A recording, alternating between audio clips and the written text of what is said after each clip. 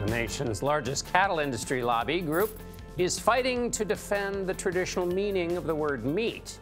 The U.S. Cattlemen's Association filed a petition last month with the Department of Agriculture. It argues lab-grown and plant-based products should not use the terms meat or beef on their labels.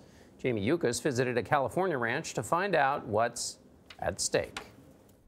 On this sprawling Northern California ranch, Kelly Fogarty's family has raised Black Angus cattle for 5 generations. We spend a lot of time out here with them. Fogarty also represents hundreds of ranchers as the executive vice president of the U.S. Cattlemen's Association.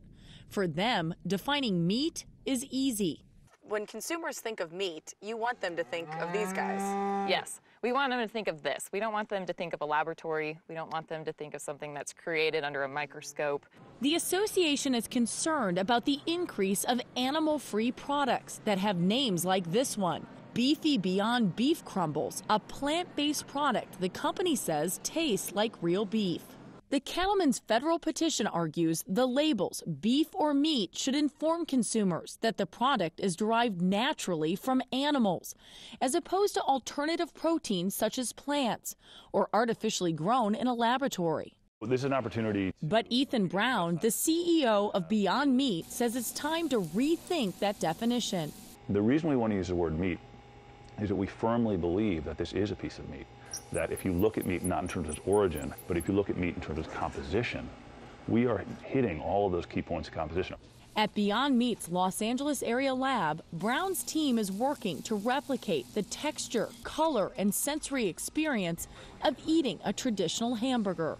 I think it's a mistake to dictate to the consumer what language they can use. This isn't the first fight over food labeling. Dairy farmers have so far been unsuccessful in their battle to make the word milk exclusive to products from cows. In some stores, these animal-free alternatives are currently sold alongside their competitors.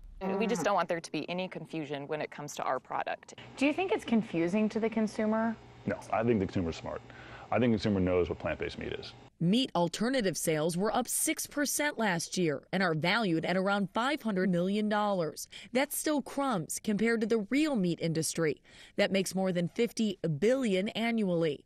But the USDA says it's considering the cattle ranchers' petition and could finally decide which foods meet the definition.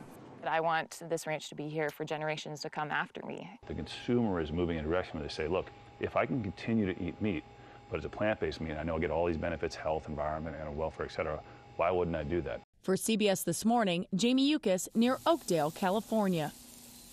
I think both sides raised some interesting points, but as we were saying, a good old burger with some cheese is hard to beat. It's hard to beat. For me anyway, I'll just speak for myself.